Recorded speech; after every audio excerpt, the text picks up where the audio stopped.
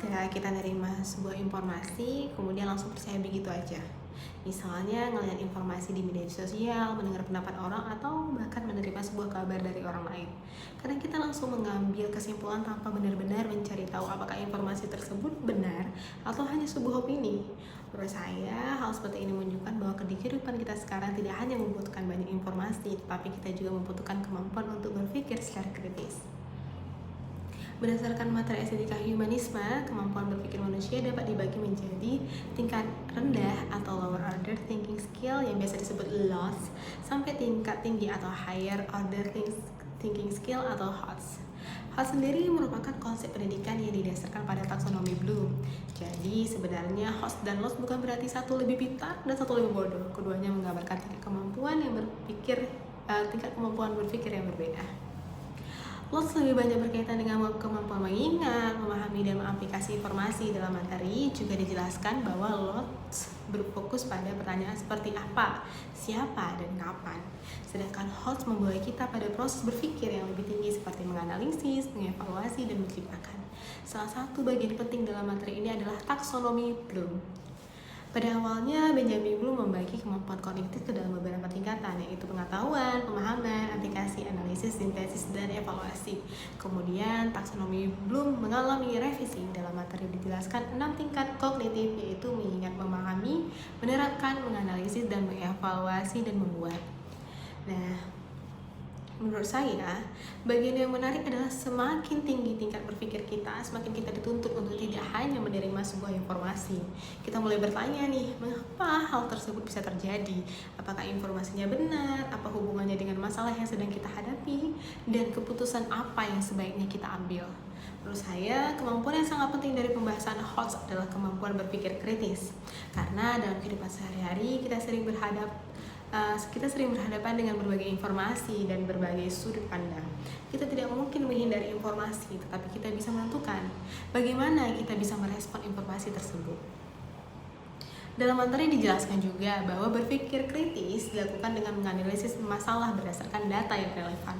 Manfaatnya antara lain membantu kita mengambil keputusan, membedakan fakta dan opini, menyelesaikan masalah, serta tetap tenang dalam situasi sulit. Menurut saya, kemampuan membedakan fakta dan opini menjadi sangat penting saat ini. Karena sebuah informasi yang disampaikan berulang kali belum tentu menjadi sebuah fakta. Begitu juga dengan pendapat seseorang. Kita boleh menghargai pendapat orang tersebut, tetapi bukan berarti kita harus langsung menganggapnya sebagai suatu kebenaran. Bagi saya, berpikir kritis berarti memberikan jeda sebelum mengambil kesimpulan. Kita mencoba memahami masalahnya terlebih dahulu, melihat informasi yang tersedia, kemudian baru menentukan sikap. Sebagai mahasiswa yang juga bekerja, saya merasa kemampuan berpikir kritis cukup dekat dengan kehidupan kita sehari-hari.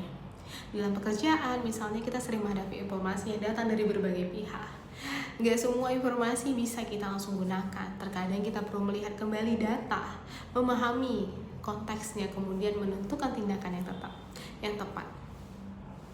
Hal yang sama juga saya rasakan sebagai mahasiswa. Ketika mengerjakan tugas, menurut saya mahasiswa tidak cukup hanya mencari informasi kemudian menjalinnya menjadi jawaban.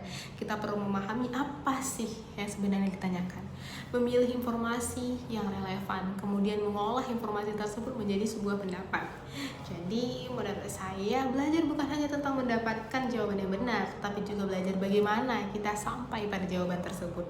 Bahkan dalam kehidupan sehari-hari pun kita sebenarnya sering menggunakan kemampuan berpikir kritis.